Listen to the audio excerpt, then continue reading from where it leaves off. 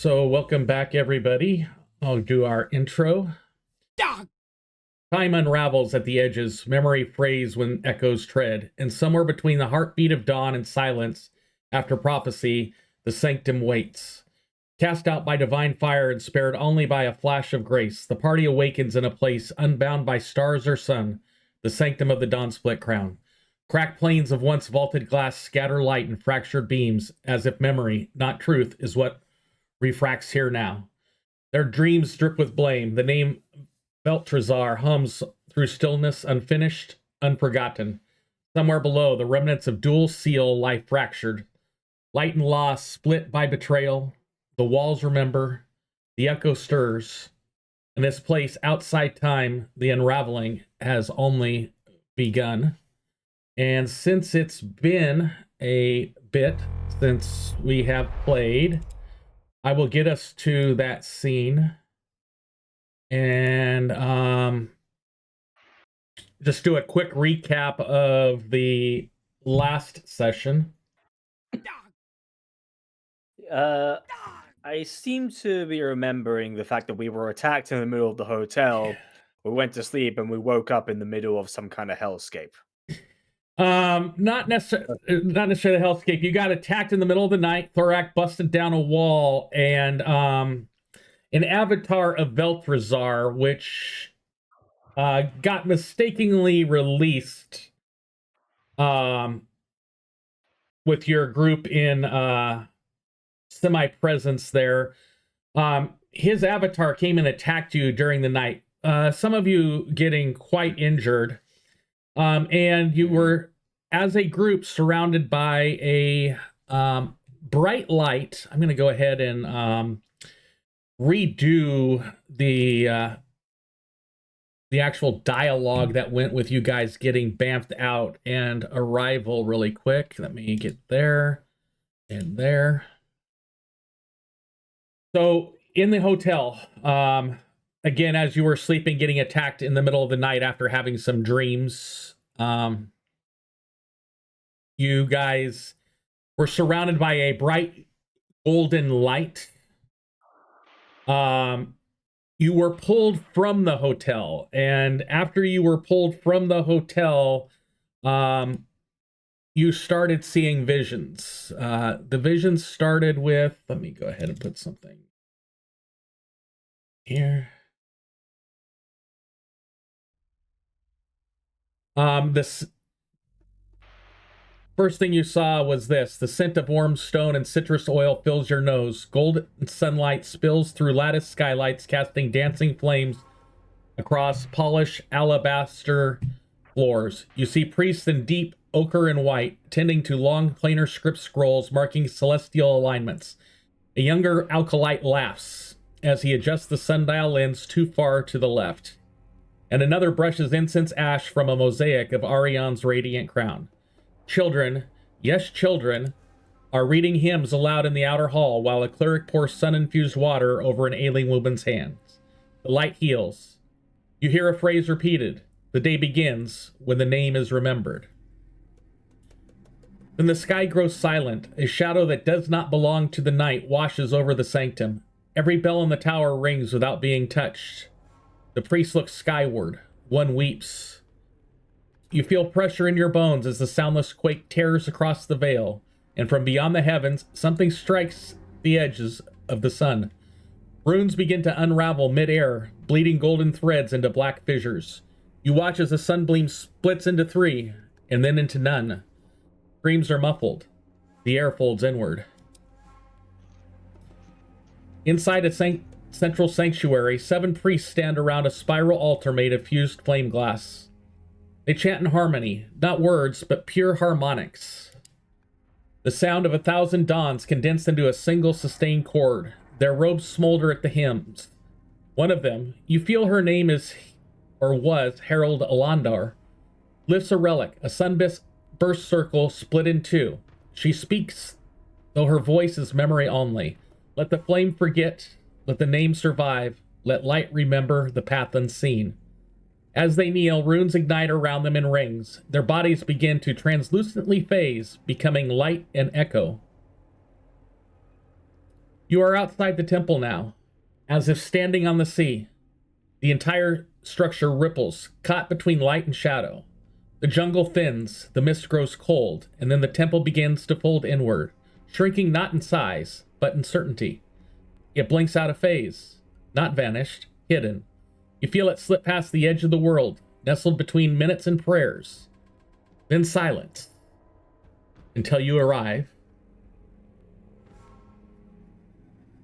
Semi-conscious on the ground in the temple. Your gear and stuff that was in your bedrooms at the hotel is laying next to you. So I'm not going to let you have to walk around semi-clothed. But you guys are all spread throughout this ruin when we awake. So does anybody else have any further questions before we actually click go?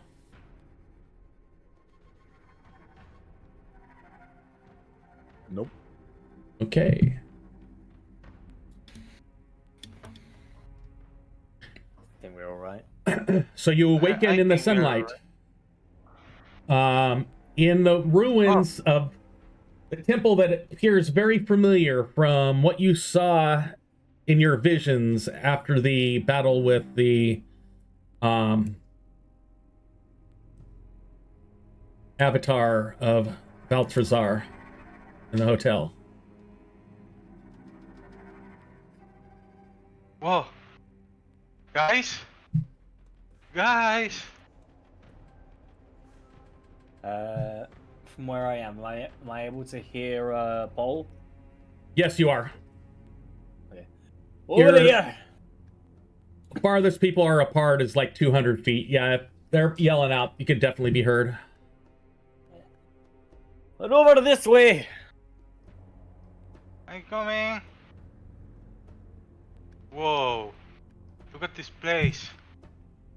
Where is that demon thing? Demon thing. The avatar of Veltrazhar. Those big monster things that attacked us back at the hotel. As you Think they guys sent- get to the center of the ruin area, helps if you click the show button instead of the change button. You see from nothingness an ethereal vision of the cleric that was holding the crown above her head in the visions. And she appears before you and says, "You're safe for now. Be still. The echoes will pass." Whoa. And Okay, thank you. she looks at you, and Thorak, as she turns towards you as you get to the center of the area,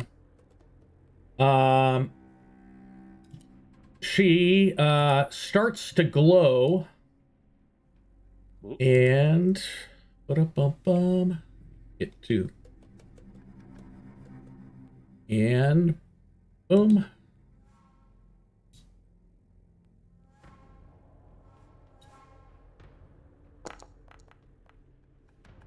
Please take that healing, Thorak. Yeah, that brings me back up to full. Nice. Maleth, No, yes. Sorry.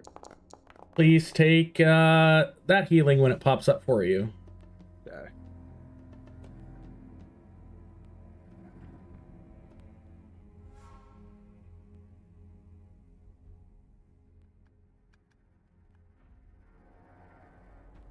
The temple has waited long for hearts that still carry warmth. And she is going to do the same for the remainder of the party, casting her heal. Next one is Pole. Thank you, madam. It's a better roll than the last one. And target gesture.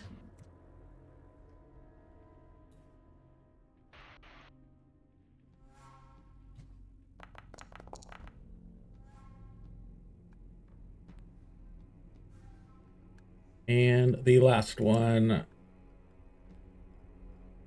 Nilkar. Whose player is still not here yet. Oh, I missed that he wasn't here. Roll damage. I will ping. I thought. And I will make sure that I click heal. And let me go to our sessions.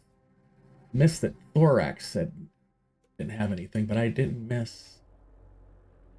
Yeah. Let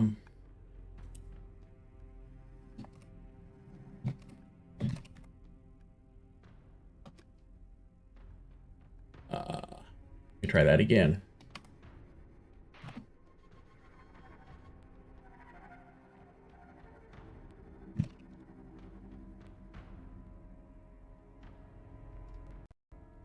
Relax. You are safe here.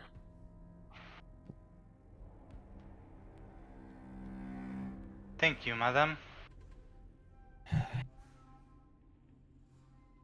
Really, thank you. That thing was about to kill us all.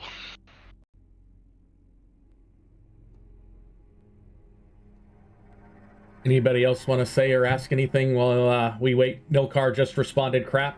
So, anybody else want to talk with her or mention ask anything while we're waiting for Nilkar? No, I he think just we're. arrived. Yeah. Apologies. You okay? Who are you? I don't know. It's been too long. I don't remember. No, no, I don't think he was I talking to you. I was referring to Okay. the fairy. To a nice lady who Very. healed us. Yeah. We'll let him get in scene, and then we'll. I'll just do a quick recap of that, and then we'll continue. Wait a second.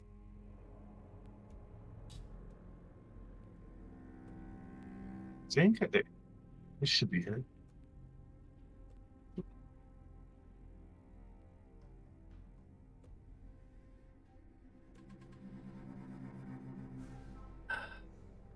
I remembered your highly complex password at least. Yeah. I have exchanged vision before getting here when you were holding something. I'm praying. It's And the easy thing to that do she was holding is actually on her head right now. If you, I'll pull it Oh, up so I okay. can show the picture. Because I'll put the picture back out as soon as I see. Yep, he's in scene. It is above her. It's on her head now. She was holding it above her head when she was doing whatever ceremony she was doing in the vision. Okay. So I remember we got transported. Yes, you were in the middle of the battle with the avatar of Veltrazhar. People were getting injured, and in the middle of the battle, you guys were surrounded by a glowing yellowish light, and you were pulled out of there and had a series of visions and woke up in these ruined temple grounds. And where we just got to before we realized that you weren't here is this person that's in the center of the grounds is ethereal. She's not fully physically manifested here. She healed everybody in the party.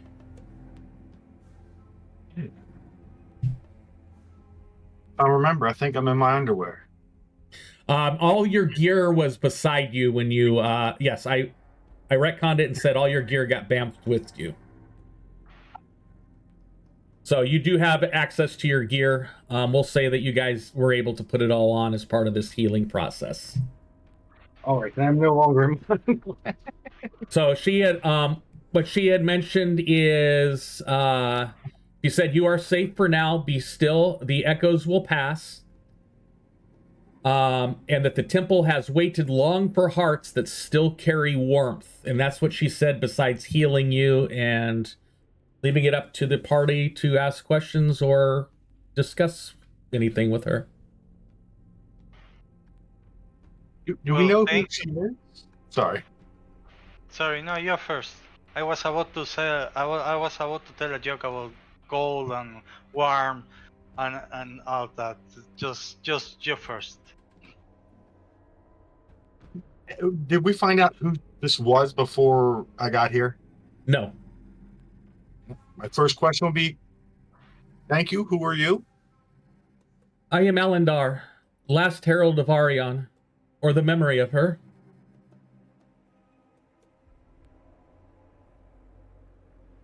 Should my Did character know she- who that is? Sorry. No, you first.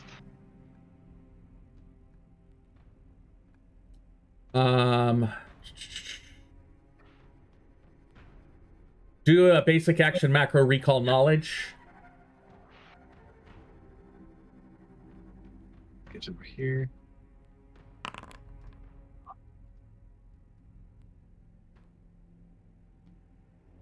And you're the one with the esoteric lore? Yeah, I believe that's a part of his class feature. Yeah, I'm looking at, let's see. I don't have the add-on feat that makes him know everything based on esoteric lore, but it comes with a sub feat. Yeah, I was just making sure because I want to make sure when I add it to the journal that you're actually going to get permission to see it.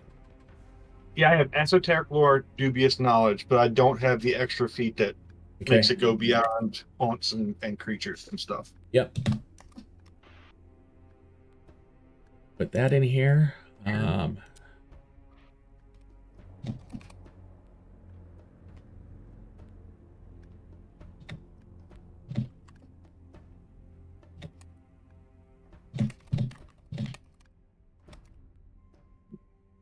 again, sorry I was late and to be disruptive. No problem. So what you remember about the Herald Alendar is she was the last Herald of Arion, the last one to have the title of the Herald of Arion. She was believed to have been lost when the High Priest sacrificed himself during the Rising. And I'm going to put sacrificed in quotes for right now.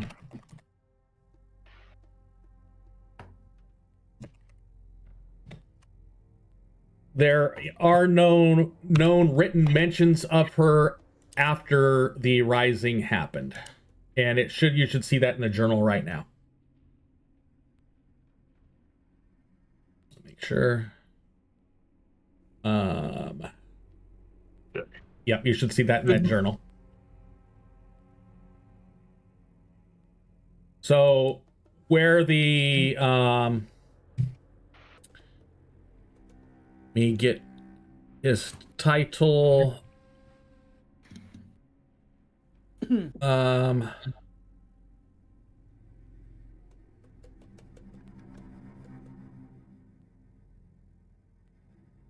had it. It's Sun something.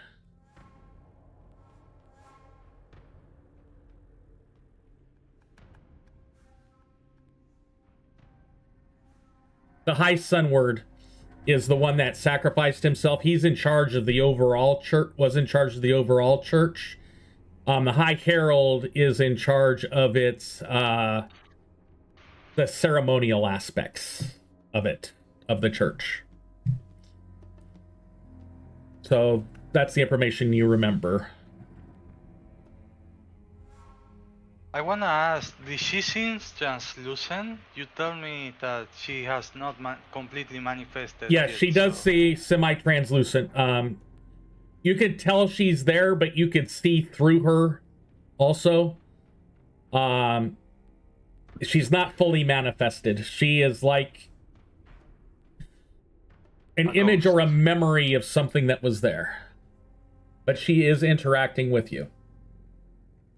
Are you okay? You don't seem entirely. I mean, I see through you.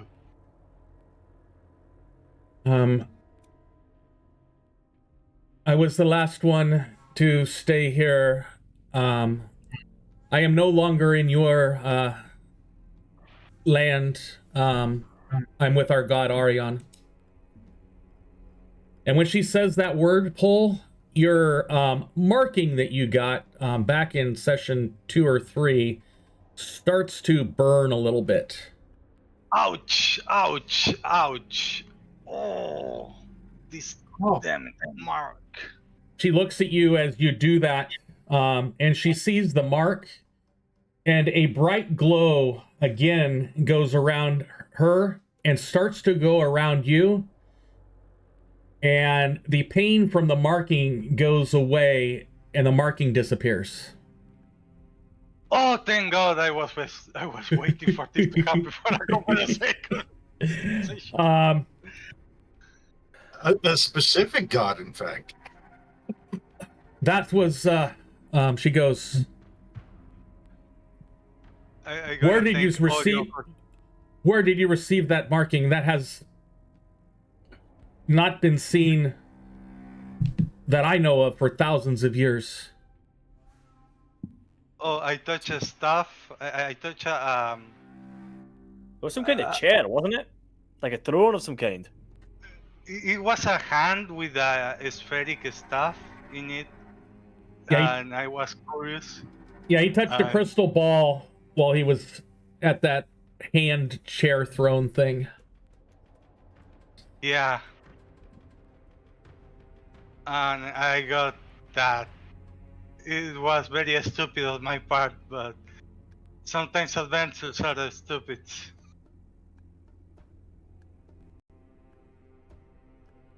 That symbol would have twisted your memories. Your mind would have walked where time no longer flows. Oh. Well, thank you, Orion. I will thank you for as long as I exist.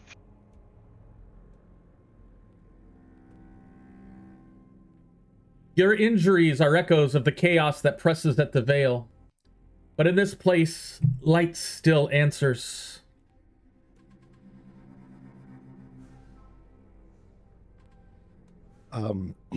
Speaking of light, we currently seek the Twilight Corridor.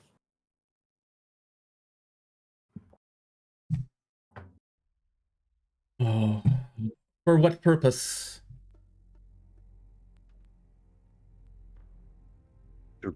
To reach the Sanctum, of course.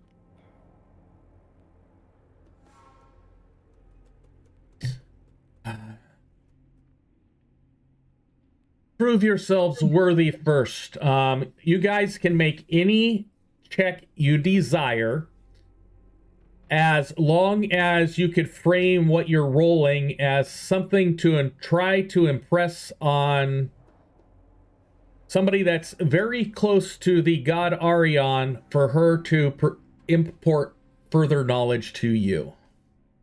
Everybody will make a check, and then we'll figure out how it goes from there. You get to choose what you're doing. I totally wish I was a charisma-based character right now. It doesn't have to be charisma. It could be anything. Wait, I am a charisma-based. You're a thaumaturge! Yes, Yeah.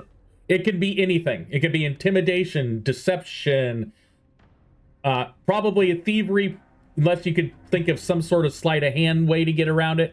But any skill that you have, you're free to roll, as long as you flavor it in that direction of trying to impress her that you deserve her to continue imparting knowledge. Oh, can I make a... I have this... Can I make an ice sculpture of ice, of air, and Orion? I don't know Orion, so I would make an ice sculpture of her. I've actually probably have seen many statues of Orion. Yeah, so go ahead and do an Arcana check then if you're going to be using a spell. Can I use crafting? Yeah, I'll let you use crafting along with your spell to do that.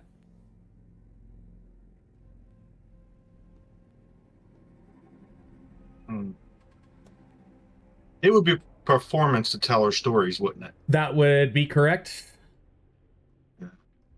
Okay. So since there's 5 of you, I'm looking for a total score of 50 or higher for you to convince her.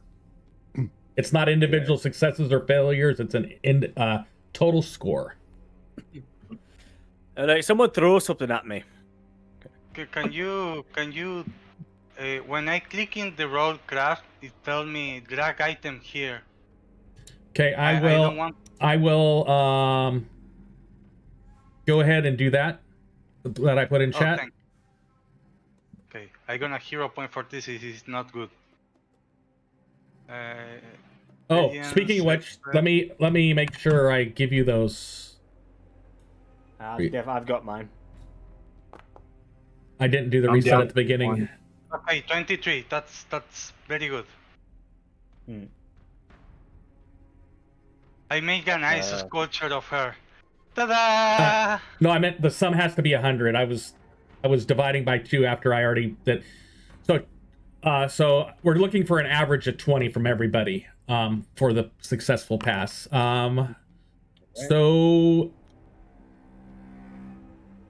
Malith. I didn't mean to do that.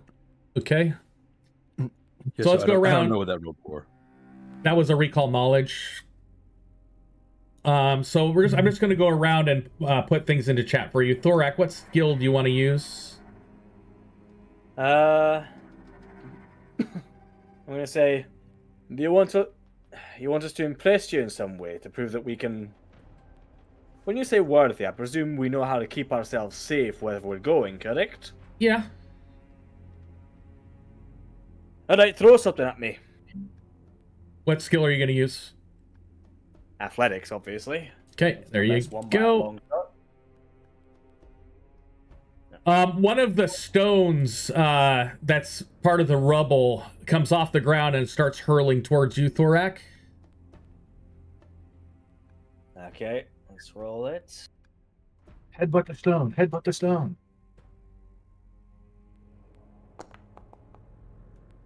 That's good. That's good. You're at 46. Oh, yeah. Uh, So basically, it flies towards me, and without even looking at it, I just put a hand out, grab it with one hand, and just crush it. Okay, Nilkar, what skill? I would use diplomacy to convince her I'm worthy based on the profession I chose. Okay. There you go. Like that. I've got things. That was not So awesome, but we're not terrible. at 65. So you're still 5 above what you need as the group so far. Malith. Okay. While we're doing this, I'm going to roll society. I've just been kind of racking my brain for just anything. I'm using my knowledge of ancient history with my archaeologist dedication, just to see if there's just any sort of custom or maybe a mantra or phrase or anything I can just invoke to just kind of get on her good side, show that I kind of might know something about her culture. Okay. Go ahead and make that roll. Okay. I'm still at 1 hero point. Yeah, I just put everybody at 1. Oh, okay. Oh, you definitely you remember a lot of stuff, Malith, and the last words you say as you bow towards her is "the light remembers." So that is a 88. So that means our last one, Gesture, whatever skill you pick, you need to roll a 12 or above. I feel like at this level, that's not really difficult. Yeah. Which skill? I was muted when I said that. Okay.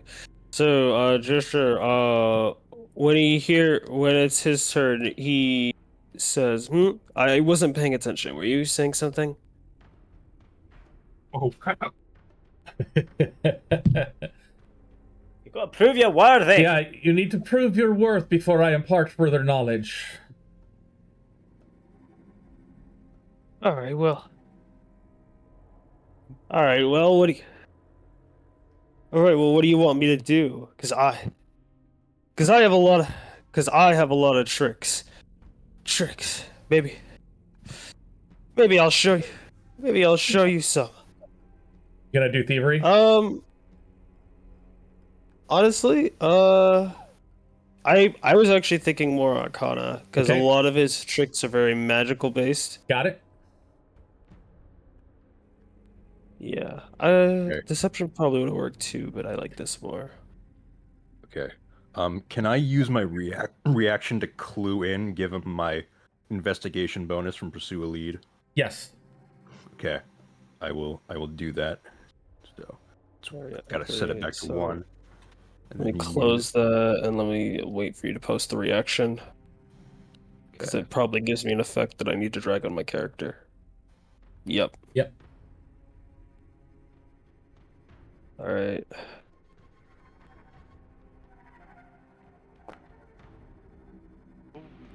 Surely. Oh, You're, I don't remember if that's good enough. Yeah, or you're not. good. You needed a 12 or above. Alright.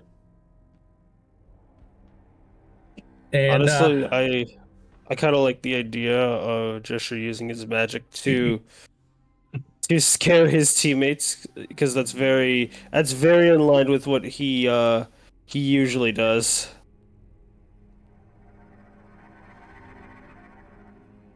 Oh, and as I you guys don't think he can, but like Code him in Darkness kind of surprise them.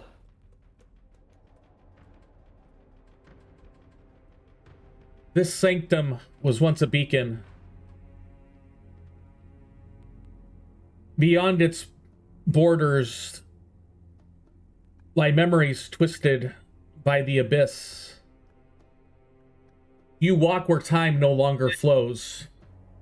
Speaking of which, I need to stop the clock and take it back to where you guys were.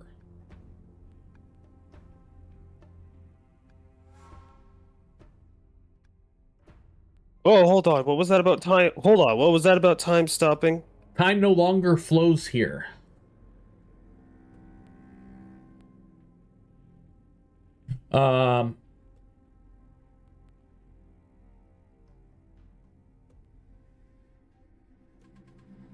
Okay. Two things. One, that's kinda scary, but the good part is this statue will never melt. That's It's a correct. gift for you. She looks at the five of you. Your spirits sing to the temple. It would welcome your voice across the ages.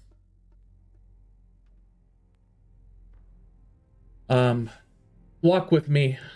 And she's going to start walking around the temple, basically giving you a tour. Okay. She runs her hands as she's walking across the wall of cracked golden sigils. Their light flickering with each step that she takes. Before the silence, before the seals, there were bridges. She pauses and looks upwards where a dome would have been that once caught the dawn sunlight. They stretch between worlds, ribbons of divine will, woven not by one god, but all of them. As she walks, floating slivers of crystal around you as the party begin to shimmer faintly, showing flashes of ruined cities, stars burning from the inside, skies folding in on themselves. The gods built those bridges not for glory, but retreat. There was something coming. A hunger, not of a realm, not of ambition, but of unbeing. They called it the Dark One, because naming it more precisely was impossible. It had no form, only unraveling. She gestures towards a mural partially covered in dust. You see ghostly figures walking light bridges into a forested cradle while shadow swells behind them. The Lade was untouched. No one knows why. A spark of sanctuary spared while the stars fell.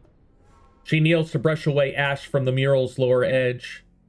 The bridges channeled thousands. Worlds bled into this haven, but even sanctuary breeds pursuit. She stands back up slowly. The Dark One turned towards the bridges. It tried to cross, tried to unravel this world as it had the rest. She lifts her hand and one of the floating sigils splits, warping in time and collapsing inward on itself. But the gods stood together one last time. She turns to face the party directly. They broke the bridges, shattered their own works. Each severed strand cost them more than we can measure. Some say they weakened themselves. Others say they changed. All we know is after that day, the divine chorus no longer sang in harmony. And she starts walking silently for a little bit further into the ruins. Anybody want to ask her anything before she continues? Actually, I do. What Go we ahead. can do to make them sing in harmony again? Sorry. No, you go first. That's what I'm saying. Well, what we can do to make them sing in harmony again?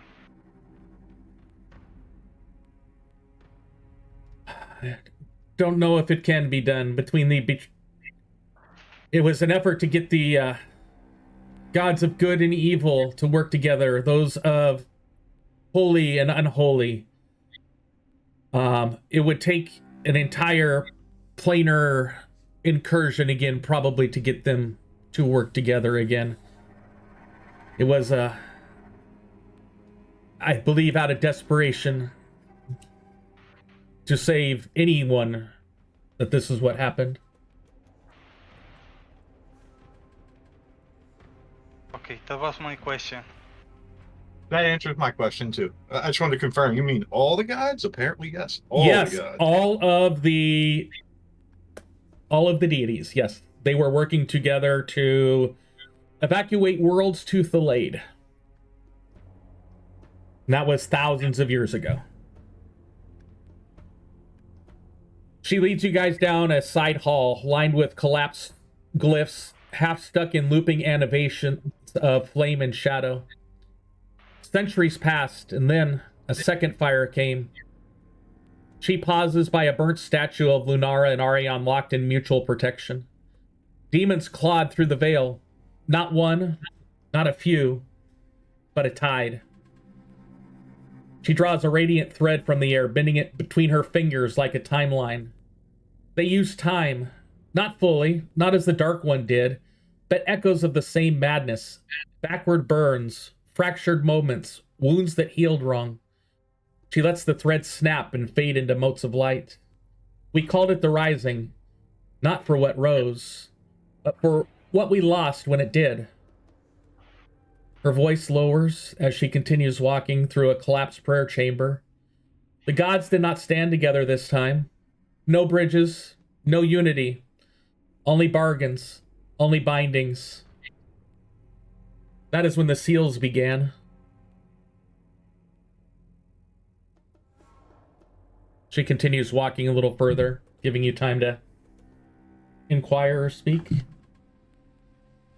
This is out of character for my brain because it hasn't been that long for my character. Orcus was the name of the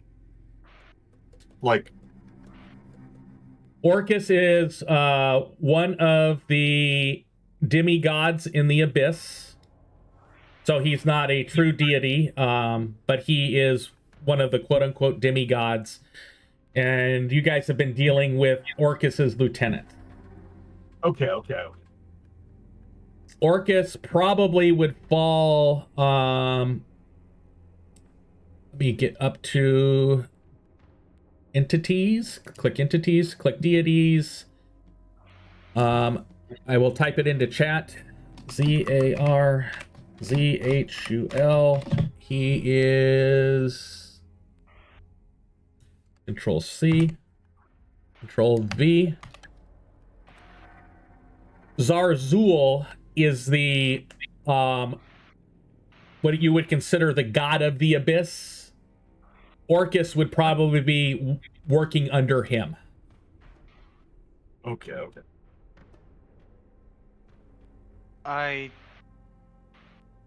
Since we were having troubles with the seals and Orcus, I have this question if Zarzhul wants to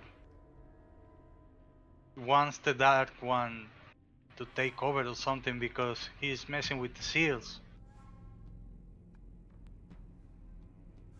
Let me provide you with some more background. She walks slowly past the shattered Diaz, where once the high sunward knelt in flame. Her voice echoes with reverence and a quiet ache. The rising did not begin as a war, it began as a whisper. A thinning. The veil between this world and the abyss, unraveling like old cloth. She lifts a hand, and a faint spectral image flares along the sanctum walls. You see druids shaping stone, mages weaving sky sigils, clerics igniting radiant barriers. The people of Thalade did not stand idle. Druids, mages, priests, we stood together. We tried to cage the sky, to seal the wounds in the world with will alone. But that was not enough. A nearby mural reveals monstrous silhouettes breaching earth and sky, coalescing around 6 distinct abyssal figures, each monstrous, each named in silence. Orcus did not come alone. He loosed 6 lieutenants, mouths of hunger and ruin, each bent on unraveling the divine threads that held this world together. She pauses by a scorched obelisk, half covered in golden script that flickers between languages, some forgotten.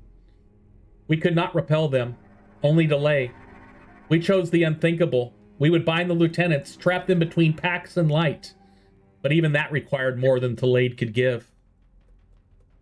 She kneels and places her palm to the floor. Infernal sigils bloom faintly beneath her fingers. That was when the High Sunward, Oliver Mayron, stepped forward. He gave up his name, his place in the light, and turned towards Asmodeus.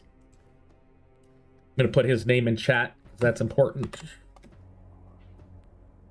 The air shifts, a hush settles, Sanctum dims red. In secret, he forged the pact of the Ember Wake. Asmodeus would lend his chains, his law, his binding power to seal the 6. And in return, the cost was steep. You see the crystalline fractures in the Sanctum glow faintly, then dull to gray. The ley lines dimmed, the flow of magic fractured.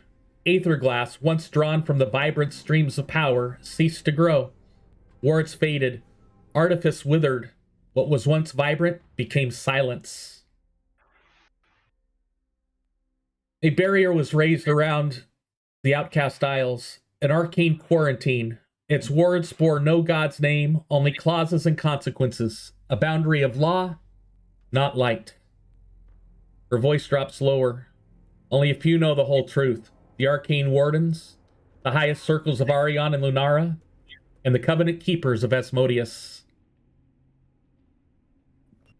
And to answer your question, the pact still holds, but it bleeds. She slowly rises, gazes distantly. I have felt it. The bindings crack. Veltrazhar walks, his chains shattered in echo. Brixul, the desecrator of hope, has vanished from his seal entirely. And Aziel, the bleeding crown, has begun to whisper again. There is another, Zalzul, the choir of worms, bound in many chains. Some still hold, others have snapped like threads left too long in shadow. The ley lines are surging, rising in places once long dead. Dormant nexuses are rupturing in waves. Spells too simple for consequences now peel at the seams of the world. We sealed the lieutenants with divine calculus. Now even a child's prayer may undo what cost us centuries. That's her answer to your question. Okay.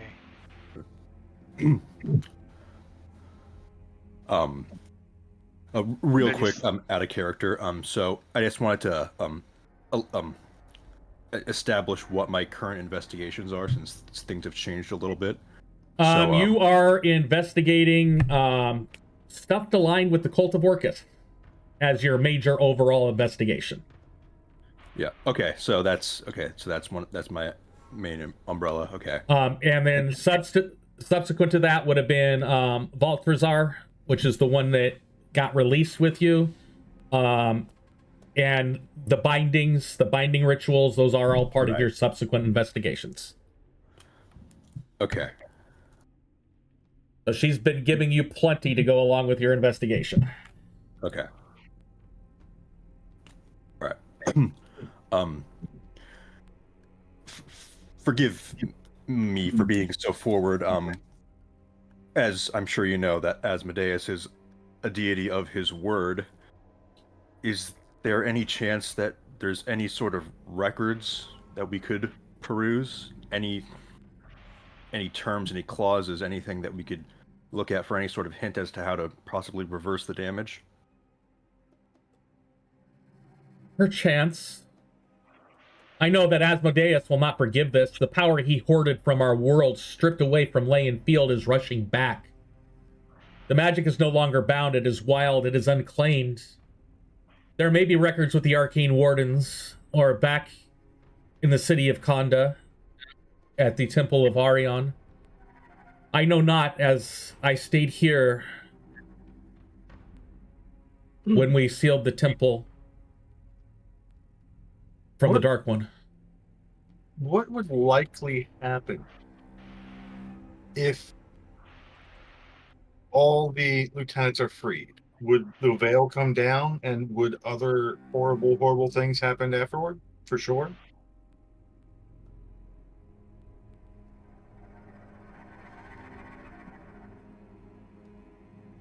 I felt the breach. The initial breach of the veil. A shadow older than any abyssal hand, not the Dark One himself, but one of its minions. It came through first, testing the boundary, weakening, and in that moment the seals lost their tension. As each of these lieutenants has been released, the veil has weakened further. The contract with Asmodeus seems to be broken. Magic has been released again in the Outcast Isles. Again, the magic is no longer bound. It is wild. It is unclaimed. So we should claim that magic to seal or something like that, right?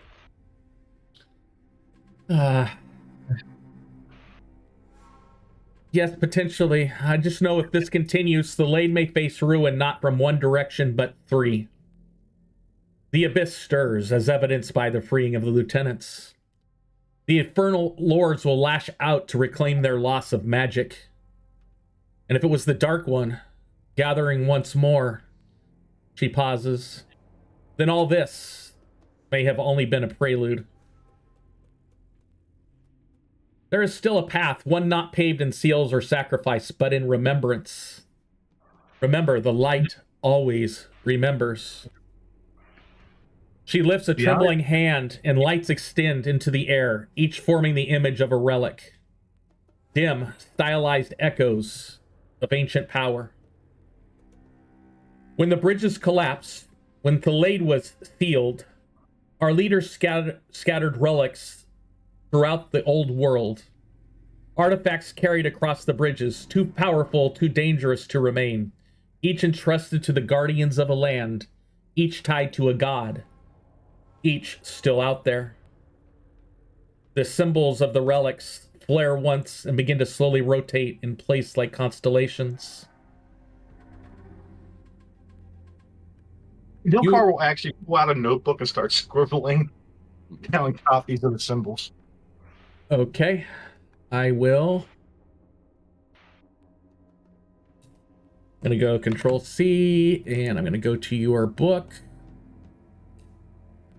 Esoteric lore, and add a page, and we're going to call these the divine symbols. I'm going to call them divine relics. Create new page, paste, and I'm going to get rid of what deity they belong to. Oh, and we can add that as we find out information.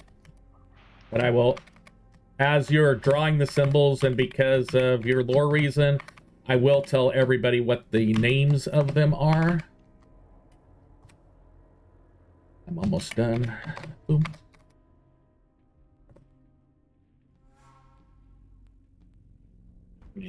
So What you is this if not esoterica? you now have your it's now in your book, and for the purposes of the rest of the party, the 10 symbols are the Ember Ward Beacon, the Moon Dusk Mirror, the Woven Flame Heart, the Still Root Chalice, the Verdant Crown, the Avalanche Core, the Guiding Quill, the Still Veil Locket, the Forged Heart Anvil, and the Oathkeeper's Chain. She continues as you see these symbols circulating like constellations in the skies. You're from the lands where the last bindings remain. One is buried beneath the tides near Mangagoy's fractured beacon core. A second still dormant in the depths beneath Seaside Cape. And a third, that of Zalzul, 4 of his mouths remain bound, 1 near the city of Boba, and 3 in the deep dark. Her hands lower. These relics were forged to resist what gods alone could not. They are not weapons of war, but truths the world has forgotten. They may be your only hope against what stirs from the deep, from the fire, and from beyond.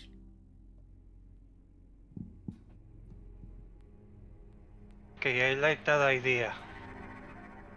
Guys, we got a quest to do. I think that might be a series of quests, friend. I mean, It's we a- had it's a adventures quest after all. It's a quest with multiple parts. That's just what it is. It's like when you have an exam, where it's one question. And I it's am like going part to A. I'm going to show you another map really quick. Hmm? There is 1 in each region on this map. Okay. What I'm hearing is we need a sky ship. I'm letting you know that there is 1 in each region on the map. So everywhere that there's a diamond for a capital city, that capital city is the capital for a region. So there is 1 in the Outcast Isles, 1 in the Montecuma mountain ranges, 1 down at Sterluda, 1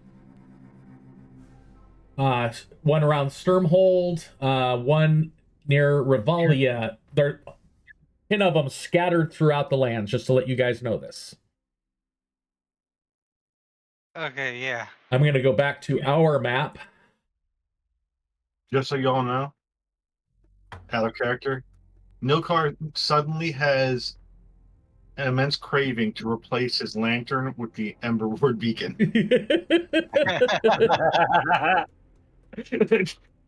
Oh.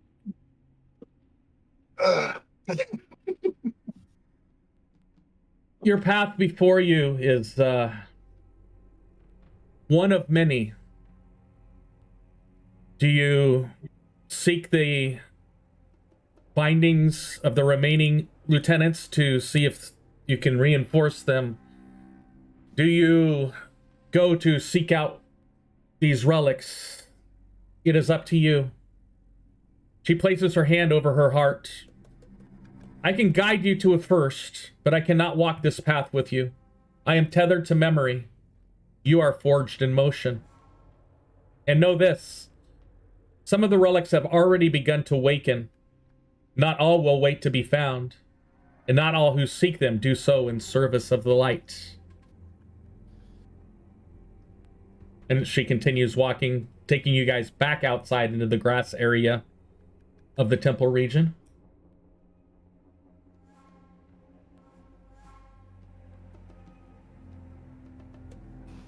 Y'all have been healed. Don't forget to heal. I already think I healed you all. Oh. Yeah, if you want an ice candy, I can provide you one. I was just seeing Missing what 1 HP. I'll be I'd fine. appreciate a bit of a top off. I know my in character, I say.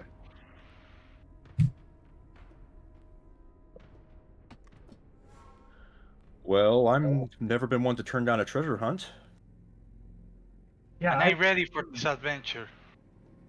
I don't like the fact that We gave Asmodeus all the world, well, not all, but a big chunk of the world's magic to put off a fight that was just going to be waiting.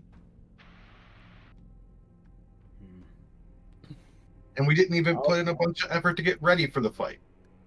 We forgot it was coming entirely. I'll be honest, considering our current track record of keeping the chains forged, considering what happened the past, in the last place we went to, I'd say knowing that the treasure hunt sounds a bit more appealing. Besides, Yeah. I can't wait to tell my brother and sister about what we find. I mean, it sounds like it'd be fun, but it also sounds like it's a lot of work. Those places don't exactly seem like they're close together. Which I means am we already in bed with a god here, with the audience, so I cannot say no to this. That's my position.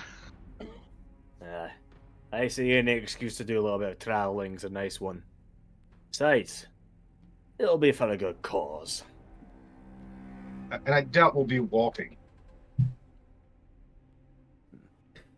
Hopefully, we're not I walking. can, I mean, As considering the- how we got here. as the barrier has fallen, was able to reach out and pluck you from the Isles. You may remain here if you desire, or I could return you all as a group to a single location. The choice is yours. Where are we precisely? Like, You are outside time and space. You're basically out of character in a demi-plane. okay, yeah, like, yeah, no. So staying here would not help us with our goals. It also wouldn't hurt. It also wouldn't hurt, from what I hear. What you wanna do? Train here till we are like super massive guys or something? I mean, Level sure, but what do grinding. we even have to train on? The grass? And I hope you guys brought food to plant. Well, there's no time. We're never going to get hungry. We'll never poop again. Yep. It sounds horrible. In the meantime, I suppose just before we do leave, anyone who's that last little bit of healing, Thorak can offer up just a little bit of a medicine check. Why does it say I'm Like, I have stressed? to... Yeah. Yeah, because I noticed I'm the only one who's like at full HP. When So, we're supposed to anyone- all be healed, but the cheats just didn't catch up, I guess. Yeah, Some of them, I rolled very poorly for one of the rolls with the 3d10. Oh. Well, so maybe I'm supposed to be at 40? Okay. But you can go ahead and do treat wounds and all that stuff to heal yourselves up. We don't have to, because time does not exist here. Just take yourself up to full health. Alright. I didn't I give remember. ice candy to everyone. That's literally 5 actions. They're eating candy while they're getting like a back massage. We need to That get works? Paul No. a van. A white van. Okay. No. It fits his character. The white van giving out No! That's horrible! You're punchy with the candy. It fits. I mean, yeah, I didn't say it. Also, I didn't say it, but yeah, Joshua would absolutely 100% take a nap if we're gonna spend some time doing this. Okay. A cat nap. Yeah. Okay. She. 1, 2, 3, 4, 5. Okay, let me do something really quick. Go here. Go to my items.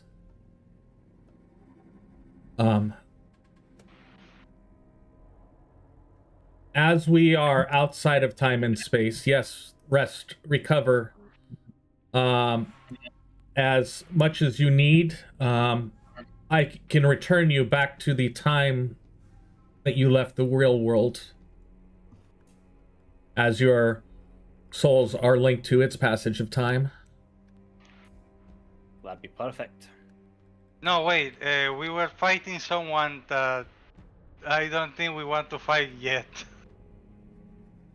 As I said, I can return you anywhere, and I can provide you with the general location of one of the relics.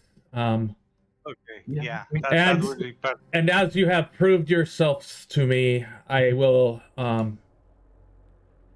do my best to answer any 3 questions that you may have that I may be able to provide assistance with. I don't know. I think we could. I don't know. I think we could take that guy, but Well, we seem to be doing all right, as I remember. If we go back, someone's gonna have to pay for that hole in the wall. Okay, we're going somewhere else. We're going somewhere else. We're going somewhere else. We're going somewhere else. That's something for future us to take care of, you know. As you get to the center of the grass where you guys are currently standing here, you see a pile of items start glowing on the ground. To assist you in your endeavors, Arion gives you these gifts. You open up the party stash. There are 6 new items in there. The first one is Arion's Ember Filament. It is a thin glowing strand of golden thread infused with sacred fire and bound time. Once per day, when you have been would have been reduced to 0 hit points, you instead remain at 1. Emit a 10-foot radiant burst of light. Allies, including yourself, gain 1d6 temporary hit points and heal for 2d8 hit points, and receive a +1 status bonus to fortitude and will saves for 1 minute. Remind me where the party stash is? If you go to the Players tab, which is the one with the little body, click on the little folder, look on the piece of paper that says Party 4. Yeah, okay. Yeah, And then I there's see. a stash tab. Yeah, well, I just need a reminder. So that's what Arion's Ember Filament is. That one would have to be invested. The next one is the Spell Strike Scarab. It is a worn talisman that enhances spell combat synergy. Once per day, when you cast a spell that deals damage, you can gain a +1 status bonus to your next strike within 1 round. So that's for somebody probably that uses spells and weapons. The Mirror Warded Pendant grants resistance 5 to damage from illusion or mental effects originating from a reflection, duplicate, or echo. Once per day, you can counteract a mirror image spell or an illusion targeting yourself. The Sunlight Diadem. It casts light at will, and once per day, sunlight burst, 10-foot bright light that counters magical darkness for 1 minute. While worn, +1 item bonus to saving throws against darkness effects, and it does act as sunlight versus those creatures that take damage from sunlight. We have some cleansing flame oil, 2 of them. Alchemical oil that can be applied to weapons for 1 minute. The weapon gains the vitality trait and deals +1 fire damage, particularly effective against undead and fiendish creatures. And there is a spell book that contains 3 spells. First one is Blessing of the Dawn. Allies in a 15-foot emanation gain +1 status bonus to attack and damage rolls versus aberrations, demons, daemons, devils, undead, and unholy for 1 minute. Sun's Refuge, a divine aberration that creates a 10-foot aura of soft golden light for 1 minute. Allies gain resistance 2 to negative void damage and +1 status bonus versus fear. It also makes all concealed creatures in the area hidden. Instead, they cannot be obscured.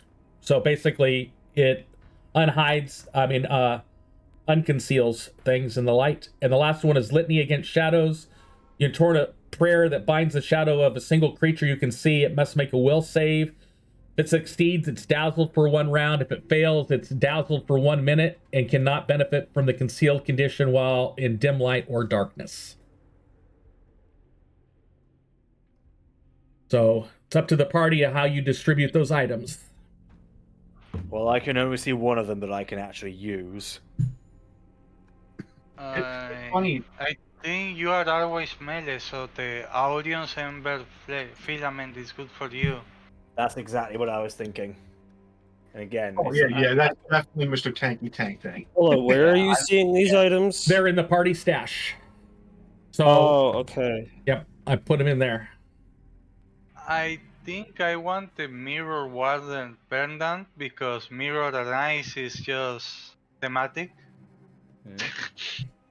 How's your Well, will? he says you cast. What do you say? You want the mirror warded pendant? You said. Yeah, it says that it gives you some resistance against illusions. No, mirror warded pendant. That's the Yeah, that's resistance 5 to damage from illusion and mental effects from reflection, duplicate, or echo, and once per day you can counteract mirror image or an illusion targeting him. Oh, for some reason, that's not what it's saying on my end. Did I put the wrong description? I put the description for the spell strike scarab into both. So let me fix the mirrored worded pendant description. Just copy and paste there on my end. Yeah, I thought. I was like, why are there two things that do the same thing? I will Into Tiara. Control V. Oh, I gotta hit edit. Oh wait, no. Control V. Doesn't really need it. Click save. There you go. Mirror word pendant is fixed on your end. Yeah, it'll be good for me, but I do think in general, like the fact that I am.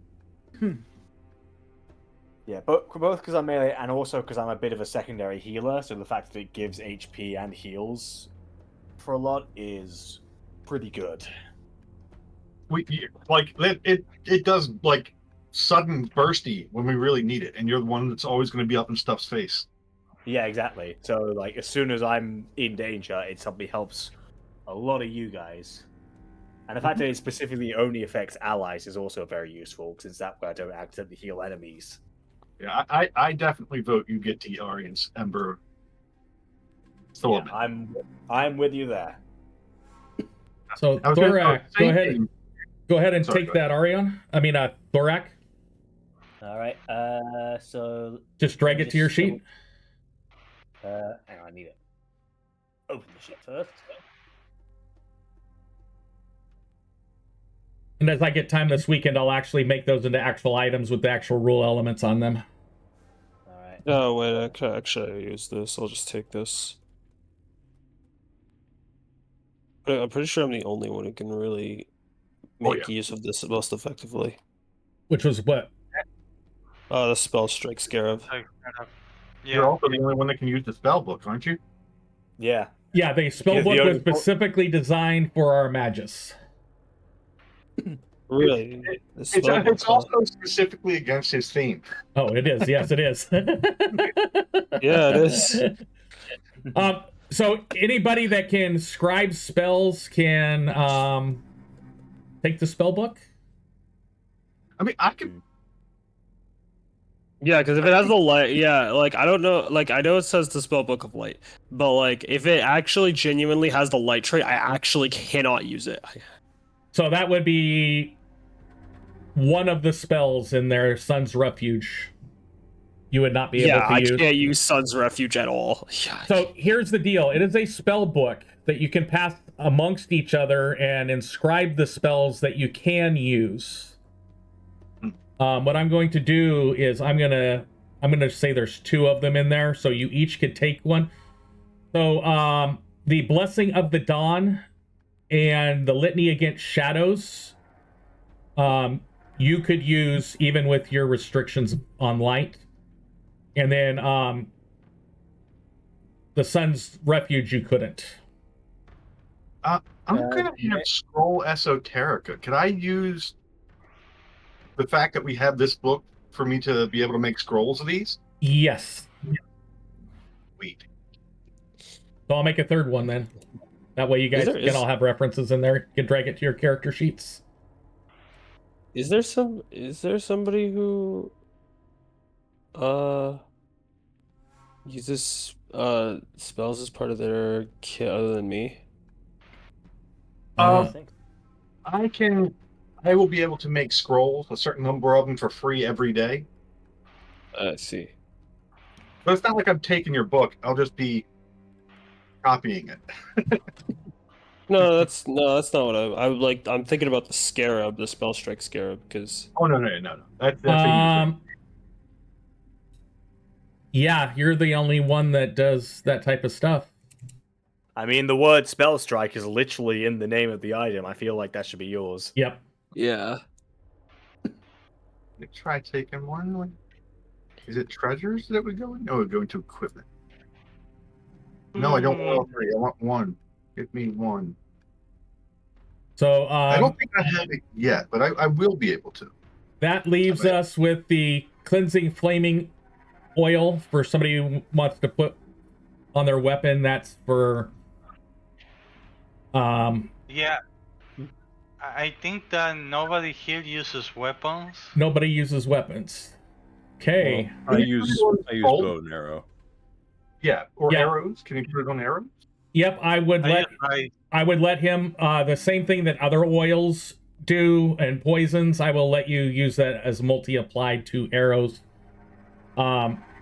Since it's 1 minute, I will do the 1 minute from the first time you apply it, so that could be upwards of 10 arrows that could get it if you do 10, well, more than 10. Actually, I'll limit it to 10 arrows or 1 minute, whichever comes first. All right. Actually, the sunlight diadem might be best for our Dwarfy tank too. What's good for me? I'm not the like key in the dark. Yeah, I've already got dark vision, mate. Ooh, does the halfling get dark vision? No, wait. Yeah, you're a halfling. They don't get dark vision, do they? I don't think so. And just because you like stealth sometimes doesn't mean you're always going to be stealthing. So. Yeah, I have keen eyes, but I don't see dark vision. I will tell you above table, the purpose of this is more for the sunlight burst effect against creatures that are vulnerable for sunlight is why I gave it to the party. Yeah. And I'm not going to get much use out of that. I can go melee. Yeah, sorry. You're first. So yeah, so I'm just saying I won't get much out of the sunlight burst since it's a close range thing. Yeah. And I have a volley weapon at the moment. And I say that I don't see in the dark, and I usually go close range, so I can use this. Okay, cool. Sunlight item would be good for me, but I can't use it. Yeah. Yeah, I totally forgot about your anti-light thing when I had my laptop with me and I didn't have my OneNote cross-saved. So I was going off of my other notes that I had. You forgot that he was an edgelord. Yes. But we will make it work. Everybody has one. We will make it work. Yeah, it was definitely kind of very interesting when it's just like when we were teleported to a place of like pure light. Yep. When just there's a guy who has light sensitivity. It's like mom just tore open the curtains. So do you guys have any specific questions to ask while you continue going through that stuff? I mean, I guess I could use the mirror warded pendant. It's like the only. I thought Paul was going He was talking about wanting it, but he's going to take the sunlight diadem. Oh, Yeah, I better talk the sunlight. I'll just say because I would appreciate if I got at least one permanent. I mean, the flame oil, that's a consumable. I mean, I'm not sure how the rest of it's been distributed. Okay, then you can have the mirror ward pendant. I don't need anything. I use my brain. Wait, do you not have anything? I have a lantern, sir. I came with stuff. I also got a copy of the spell book. Okay. I'll be able to use that eventually. All right. Yeah, then I'm happy taking the pendant then. I need to keep my mind sharp. Yeah, I don't even need willpower. I just get stupid will saves.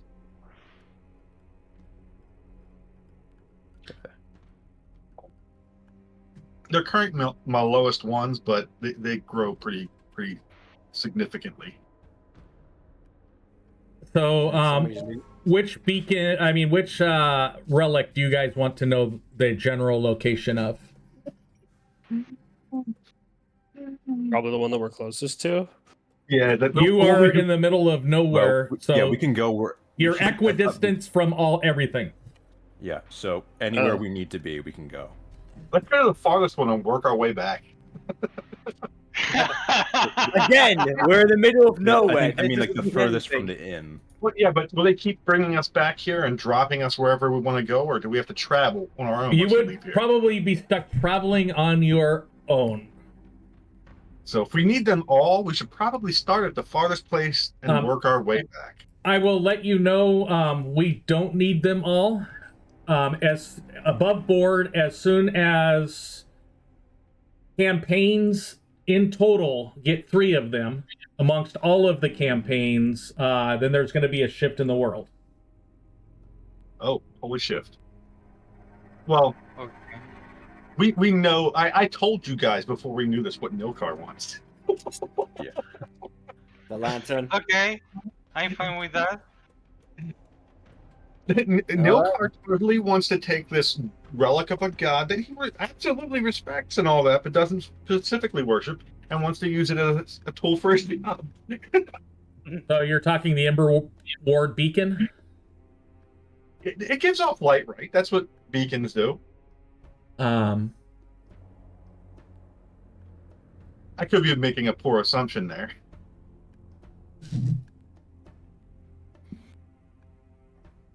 Yeah, that's an assumption you can make based off of the name.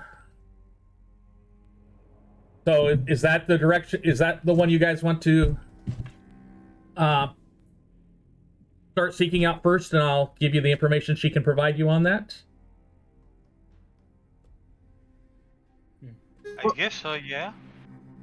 Okay. Well, we get 3 questions, right? You get 3 questions, yes.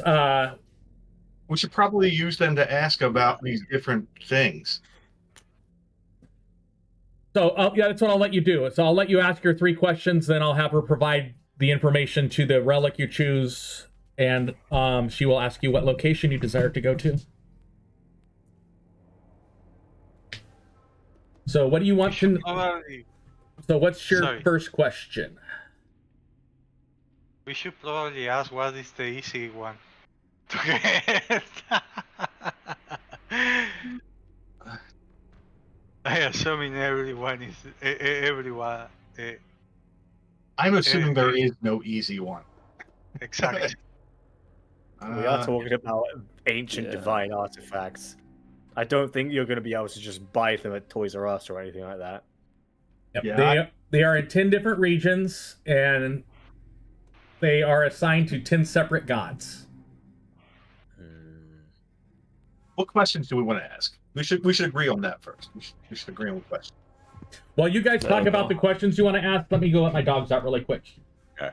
I don't know. What about? I'm still listening in because I have a wireless headset, but I'll let you guys do that discussion.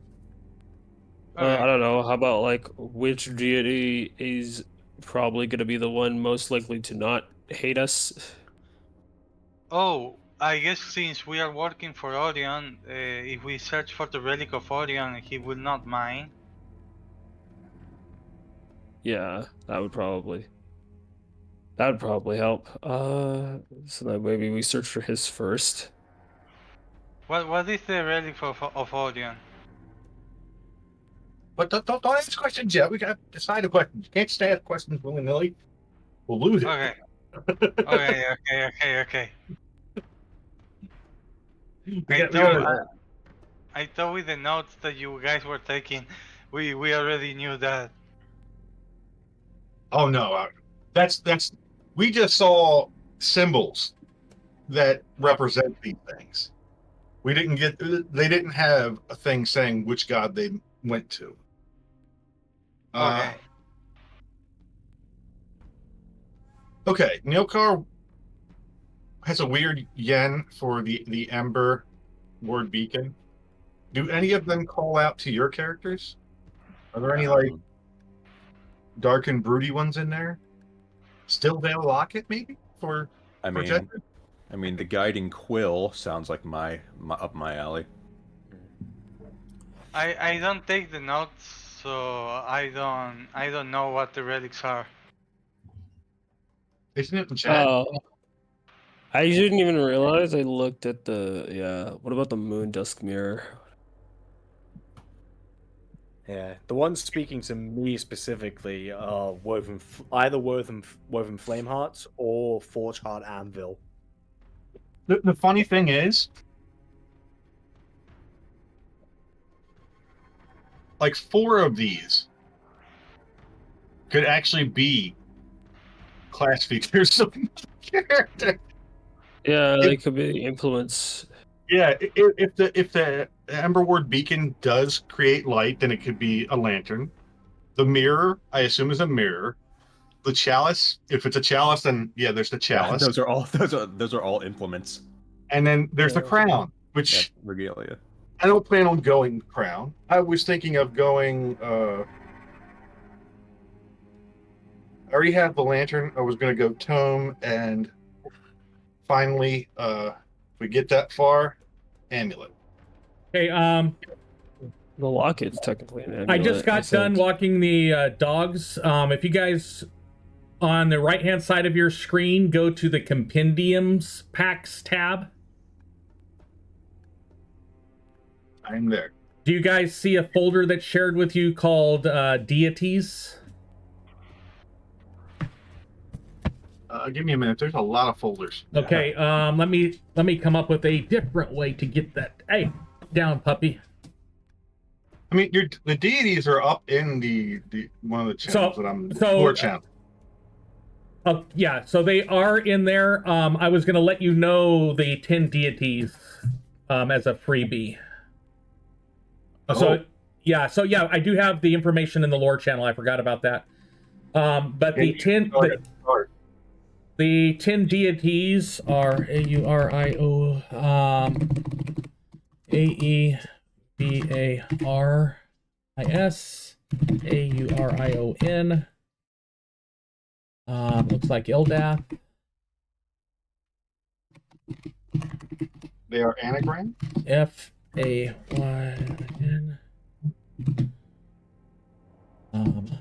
I-S-F-Y-R-A. I don't think deities are available to me in the compendium anyway. I'm going to make it even easier. Then let's see. I have Mr. T's folder. We're gonna go. Yeah, it should be in Mr. T character building deities. Mr. T. In compendiums? Yes. Deities. There we go. I've got it. Except it just looks like it got dumped somewhere. I just lost it. Character building. Yeah, Mr. T character Deities. building deities. And I'm gonna finish typing their names. That's 1, 2, 3, 4, 5, 6. Hunara, Nimara,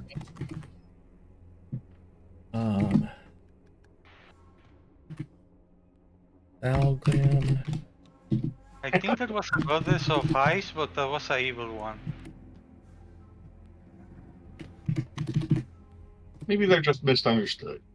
I'm honestly 1, 2, surprised. I'm 3, honestly 4, surprised. 5, 6, 7, 8, 9. I'm honestly surprised that Lindor has allowed Gesture to exist in the same presence as her. I mean, we're talking about people who made a lasting pact with the Lord of Devils, so I think guess they're that's okay. fair. Yeah. So those are the 10 deities that the relics are associated with. Ivars, Orion, Aldath, Phelan, Isphera, Valios, Lunara, Nimbara, Salgrim, and Veldros. Alright. Yeah, I put them in Where- alphabetical order so that it wouldn't give up which one they were attached to. Oh, Where did you put this? Where did you put this again? Um, They're in chat. I said it in chat. Chat. Okay. Oh, yes. uh, Because of your esoteric lore, you said that in chat. Yeah. But Jester isn't trying to rule, so Elrond has no reason to challenge Jester. but one of his anathema is ignoring those suffering in darkness or silence, and Gesture actively makes people suffer in darkness and silence. Well, that just means he wants to help certain people. Okay. Hey. I think we can intuit that the guiding quill is the artifact of Avelios because the guiding quill is literally one of his epithets. Oh, dang. What about that Yeah, moon something? Wonder who that moon one's dust for. moon. Yeah, I wonder. Maybe it's the guy with the moon in their name. Oh yeah, the one literally called literally with the word Luna in it, which is like the literal Latin word for moon. Yeah. Gee, clearly the Also the DM went counterpart to crazy Selena. with the naming conventions here.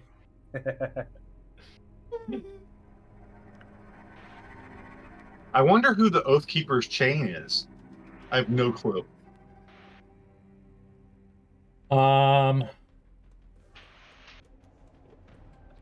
You guys would know that would be Valdros, probably, because he's the Oath Blade. He's specifically about sworn oaths, upholding sworn oaths. That would be my guess. For some reason, I immediately thought of Odious because chains. Yeah. Dalgrim must be the forge, the anvil. Yeah, because he's literally called the Eternal Thought. Exactly. Bless you. I mean, I'm gonna be honest with you. Nilkar hasn't said it in character, but he's got like a precious yen for the beacon. Precious. Every time someone mentions the beacon, he does the thing like cats do when the iris is just widen. His tail Okay, flicks let's to go. There's catnip Okay, in it. I completely fine with going with the beacon. Yeah. Oh, no, Even no, though I'm I kinda curious about the other relics, I completely fine with going with the beacon. I'm looking at Lunara, and she's actually kind of lame. It's Kinda no, lame. it's kind of funny because because even Lunara, whose entire thing is being part of the night, right? Like what is it? Hold on. It's There's a definitely protection from darkness. She's the moon in the night. She's not the night. She's the moon. yeah. There's no edgelord god for you. Or at least no non-pure evil edgelord god for you. Yeah. And I may be kinda curious about the Dalgrim one, the crafting one, but at the same time I just okay with the beacon.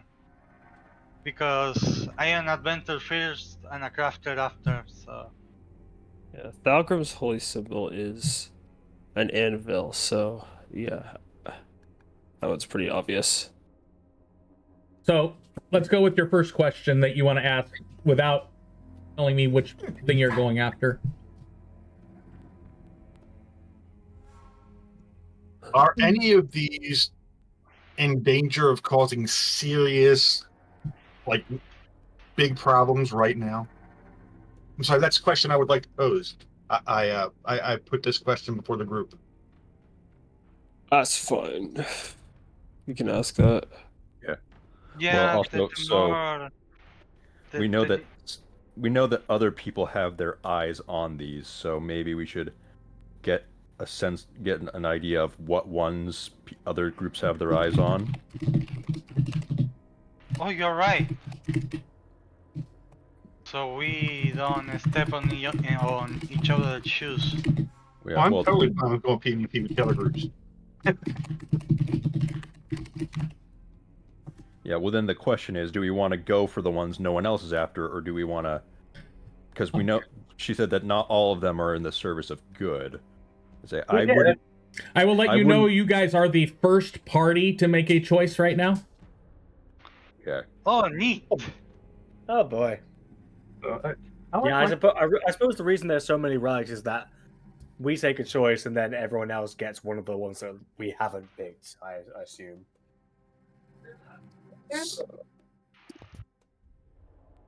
But should we ask the question, or you guys want a different question, or Um, there's a cat trying to herd you guys? Sorry, I zoned out. Someone was talking. Someone else was talking to me from in the background. I posed a question we could ask. Are any of the current artifacts, I'm sorry, are any of the artifacts currently about to cause a big problem?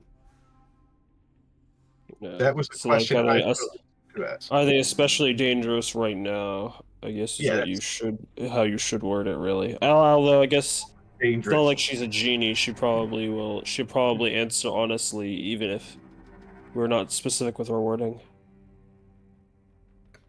But does anyone have a better question or not like the question? I think every artifact needs to be recovered, but as quickly as possible. But since they are that important, The way I will provide the answer would help with that. I'll take that as a first question.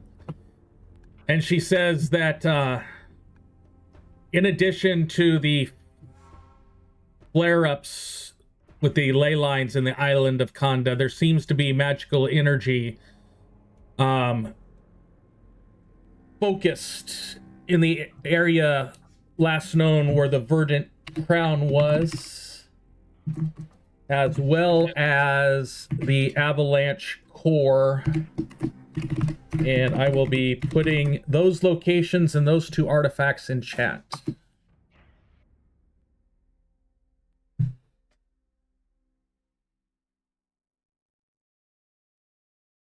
So you've got the full ley line disturbances in the Outcast Isles, probably associated with, at least significantly due to where the... Hey, puppy, no. Sorry. no problem. No, he took a pillow off the couch and took it to the other room to start tearing it apart. Oh dear. So I saved it and put it up. The Outcast Isles have magical eruptions. Probably a significant thing to that is the binding failings and whatever caused the initial boundary to start coming down. There are also magical surges happening in Burgav and Wolf Hollow, where the last known locations of the Verdant Crown and the Avalanche Core would have been.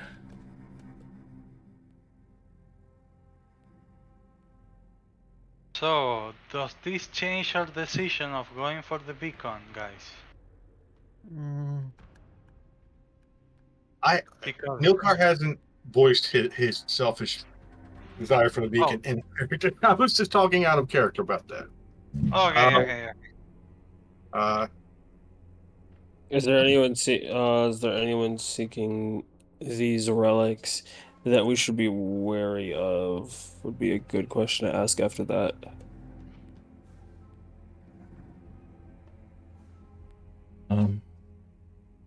I'm not gonna ask it yet, but Okay. I'm more suggesting this out of character. But yeah. So I might pose a different way to put that. Is there any one we should absolutely not go after if we want a chance at living? Very good one. That seems like a more direct way of asking what you want to ask. Okay, and Imagine so if she says. the Imagine deity if she said. invo- No, I'm It's- actually. That's actually the opposite of what I was trying to ask. Oh, I didn't No, understand. like obviously, like I guess it kind of like groups that we should be wary of, but also groups that we have a reasonable chance of success at defeating. If we need to fight them. I will let you know that she is not a god and is not omniscient. She was able to tell you about those other two relics because she can sense the large influx of magical energy. She probably doesn't know individuals who are going after these individual items. I'll give you that as a freebie. I thought of a good question that might be pertinent to us. What do you all think about this one? Can we actually claim these artifacts if we find them without offending the god in question? What do you guys think of that question? Yeah, I guess we don't know that, do we? We don't. Hmm. If we're going to do this, we should probably know whether we're doing it to help people or get a treasure. I'm okay with just doing it to help people since I'm in debt with Aurion, but It also it would guide us on what to do when we get it. yeah. Yeah, we don't need to argue over who gets the toy if we can't keep it anyway. What do you guys think of that question? Can I get opinions? Please tell me you don't like it if you don't like it.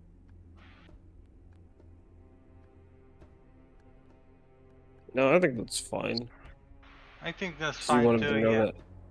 So you wanted to know that anyways. Okay, so we're gonna go on. Can we use these things? And she goes,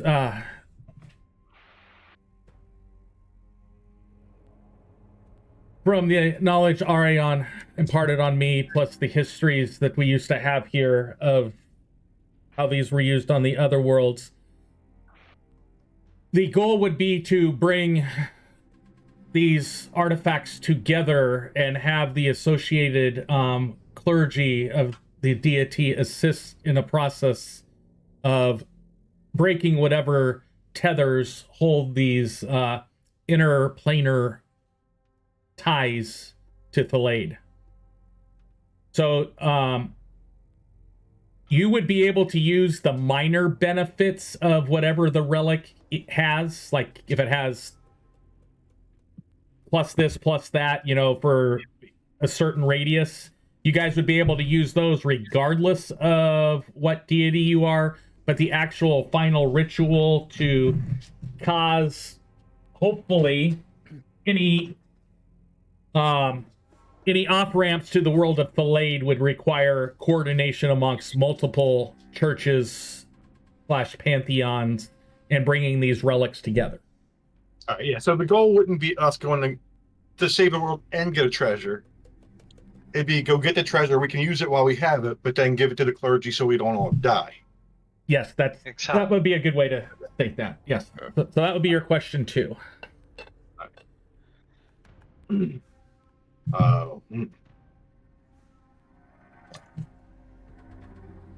I'm gonna shut up and make y'all pick the last one. Come up with it. Okay. Well, I'm just trying to look for a pattern here. I mean, like we looked at the two artifacts that maybe are the most disturbed at the moment would be the Verdant Crown and the Avalanche Core, right? Mm-hmm. Okay. So I'm just thinking the Avalanche Core, and so the resource sheet for the gods, we're free to use that as our characters. It's Yes. implied we know this. Okay. Yes. Okay. So then the Avalanche Core sounds like it would be related to Isphira, which is an unholy deity.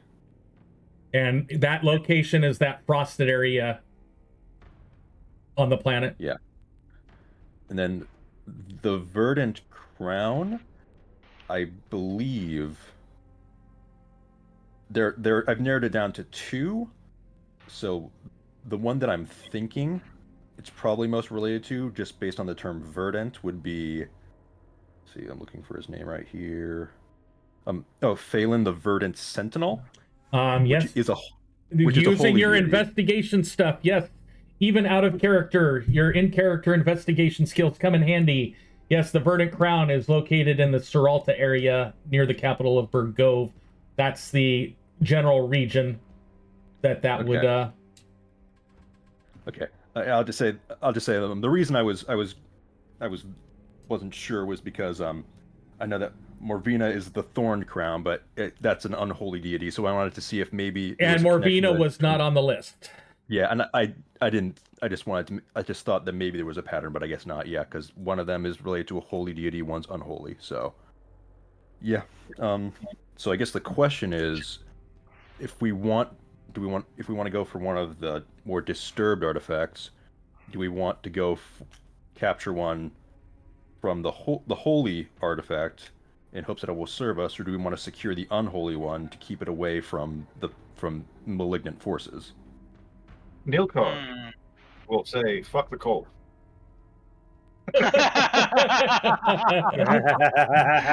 Wait, what? What did I do to you? But you have fur. Yeah, but I was also, despite being well, I don't know what North Ural is, but we're in warm tropical island, right? Yes.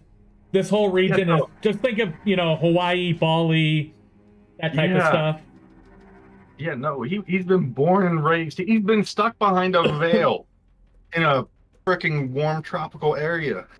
Yeah. He'd be more eloquent than that, and probably talk more fitting to the setting. But yeah, he doesn't. Like, his first thought would be, "It's going to be really cold to go there. How many of us are prepared?" Me. To deal... Are you sure you're prepared? Do you automatically get resistance to cold environments? Because we've never been in one before. You're great for bringing a cool breeze on our perpetually hot days. This is just all cold all the time. And if anybody has ever played the Frost Maiden campaign from Dungeons and Dragons, that's what that area is designed around. All right. Okay. No, I don't think I am prepared for that. Yeah, we're talking Icewind Dale type of region. Yeah, I mean, we might all die of shock as soon as we got there. Oops, my thing fell off. I mean, it's just a very realistic one, and the pink trees on the other place look pretty.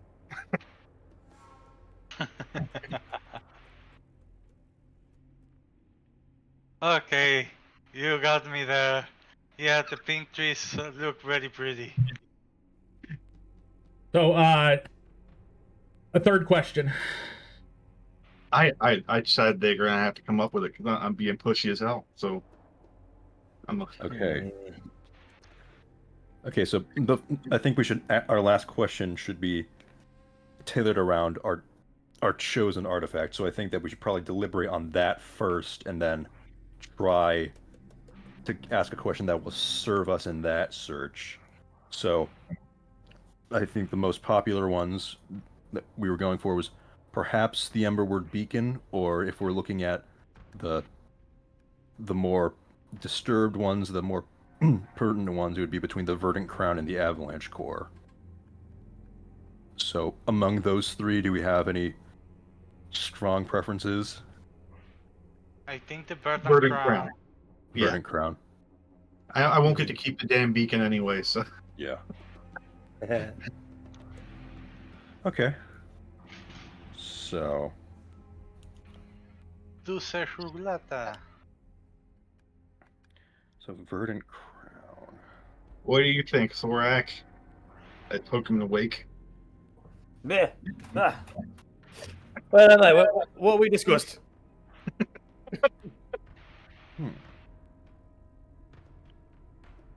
Yeah.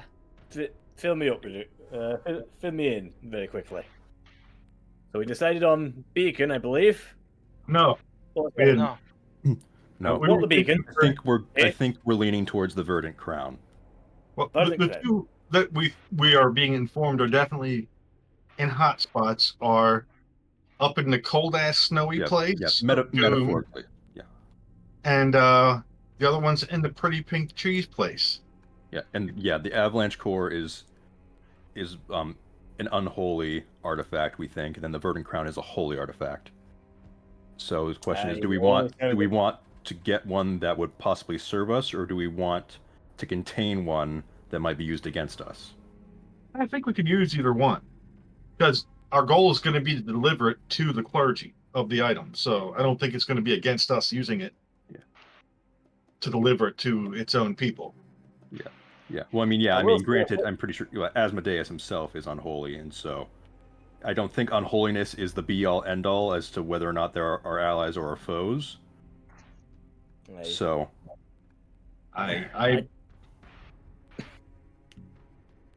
So yeah, that's it. That's where we are, Korak. Do you want to be cold, or do you want to see pretty pink trees? That Well, I do admit that holy does sound a little safer overall. well, it's called verdant, so at least stuff will grow. That's true. And besides, still plenty of mountains around. That's something I kind of like to be around. I mean, if you look at how the world used to be before, I assume we have a map of the world that's from like 200 years ago, or Yes. wait, 250 years ago. You have a general idea of what the world looks like. yeah, Thorak. There are mountains damn near everywhere in our world. Hey, not literally. I mean, if you look at the map, if we dropped you and you didn't hit water, there's like a 90% chance for you to be in at least some foothills, if not on a mountain. Well, there's also a chance you just don't be in that Sternholm area. That looks flat as hell. Yeah, but that's like that and the Mucklands are the biggest bit. And let's be honest, some of those mountains you're looking at, like look over here by like Oakledge and Linwood.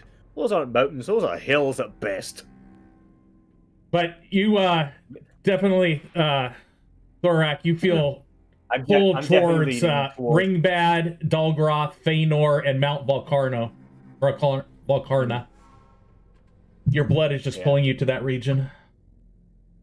Yeah, that's what the instincts are telling me. However, it seems like there's a lot of you seem to be leaning towards Verdant Crown, and I'll be honest, that sounds alright as well. again, I don't feel strongly. At I'll all. indulge in my own bloodline a little later. With that So mission. let's do this.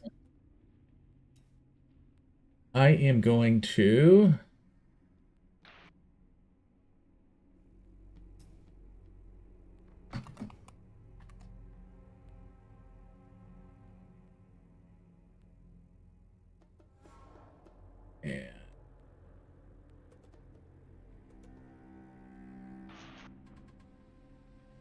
and the last one was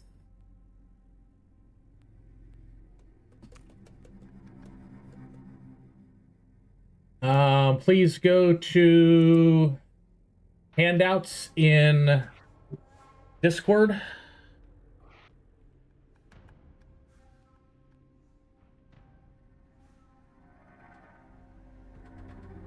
Beacon, crown, core.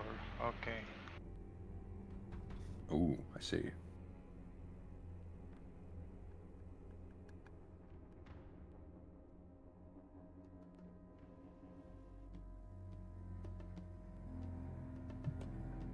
Should have thought I was away for longer because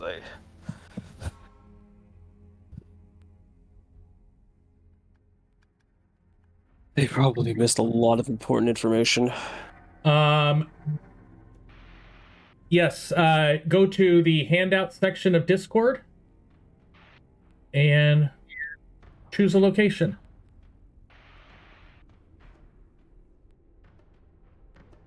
Yeah, the Ember thingy beacon.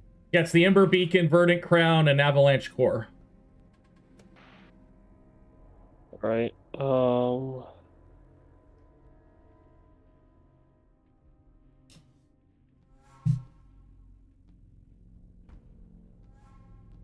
That's fine.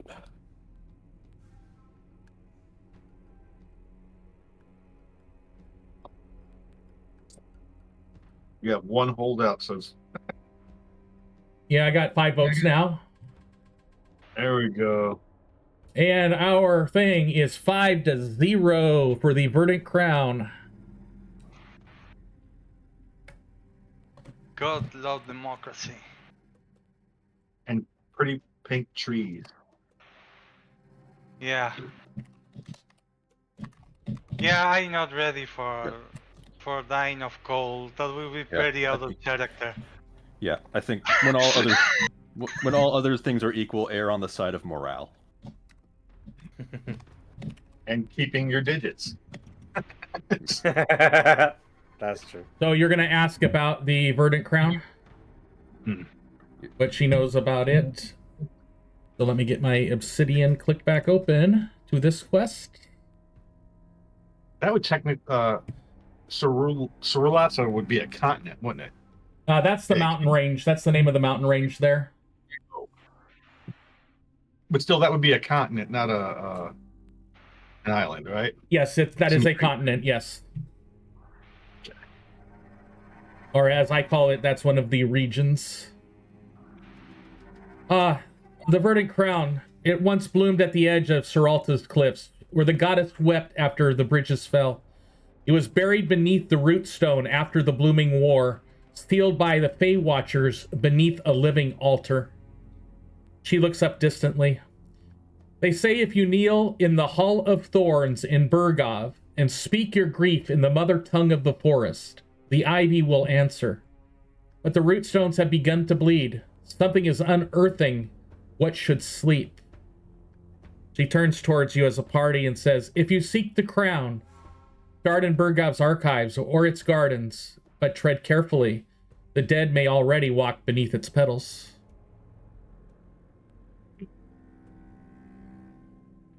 All right. Shame none of us are a druid. Hello. Okay,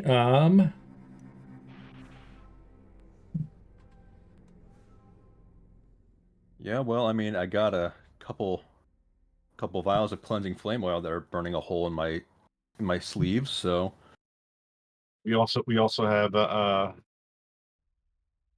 tiara of undead burning. Yeah. Yeah, we're kind of ready for this mission. okay, so I will give you she will give you more information since you actually are going to choose that one.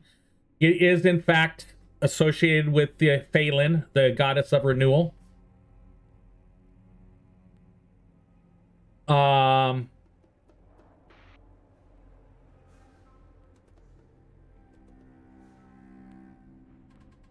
And it was last known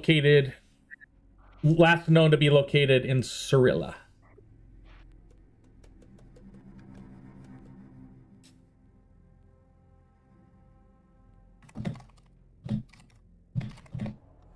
okay.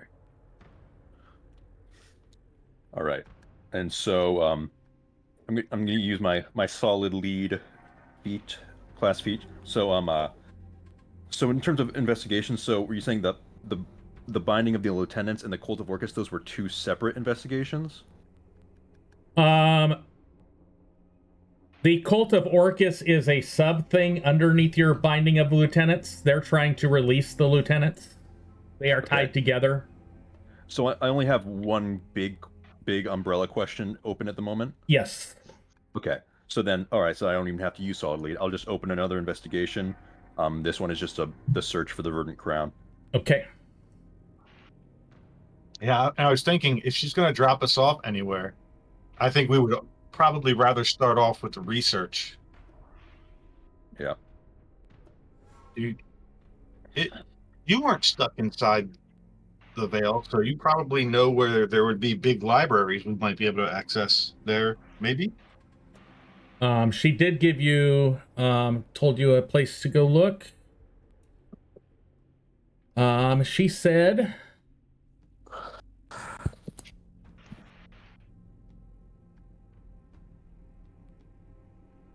if you kneel at the Hall of Thorns in Burgov, that's probably the church to the Phelan, and speak in the grief of the mother tongue of the forest, the ivy will answer. Then she also said, if you seek the crown, start in Burgov's archives or its gardens. I don't think any of us are that great with gardens. So, archives, maybe. But okay, but like Burgov's a city, right? Yes, Burgov is the capital city to whatever that kingdom is. So yeah, I think what do you got? We can get a helping hand in that place Yeah. to kneel with us and speak in the forest tongue. Oh wait, what language do they speak? I'm sure they speak some dialect of common. Okay, good. Yes, I'm not going to make you learn Burgavian or something like that to go there and communicate.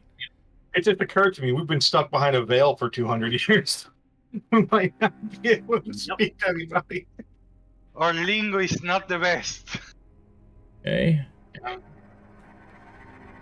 Though I would be pretty quick to learn language. I did take the multilingual feat.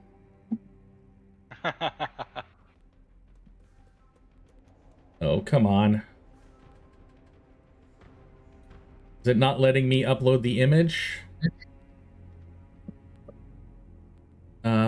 Let me try something really quick. I may have to dump you guys for a second, and then you may need to log back in.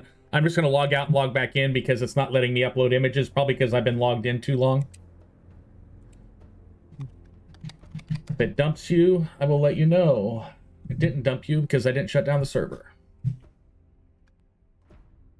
I ended up stealing your idea. I bought a mini PC to host my own Forge server now. I love it. Nice. Yeah. I got a little Nuke Box 3 Plus, and yeah, it does a great job. So I think I want to pull Windows off of it. Yeah, I'm probably going to turn mine into a Linux box. Windows takes up too many resources when you're not trying to do nothing with it. Well, and that's what got me to... I mean, I love the way I was able to do stuff in OneNote, but because I have so much and so many different levels deep, it makes searching it almost impossible. And it tries to keep everything in memory all of the time instead of the active thing, so it totally bogs down my system.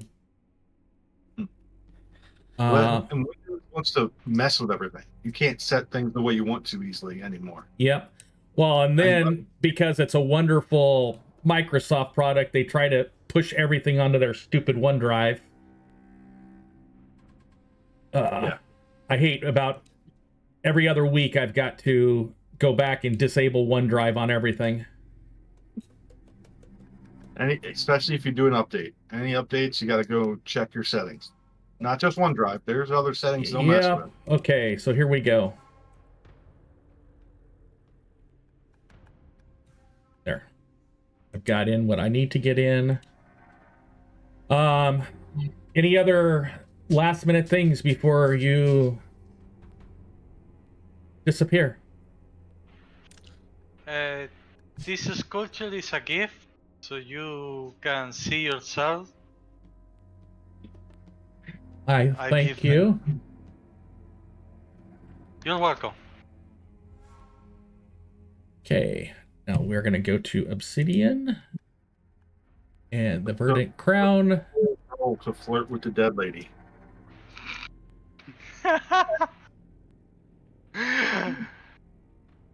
Okay, here we go.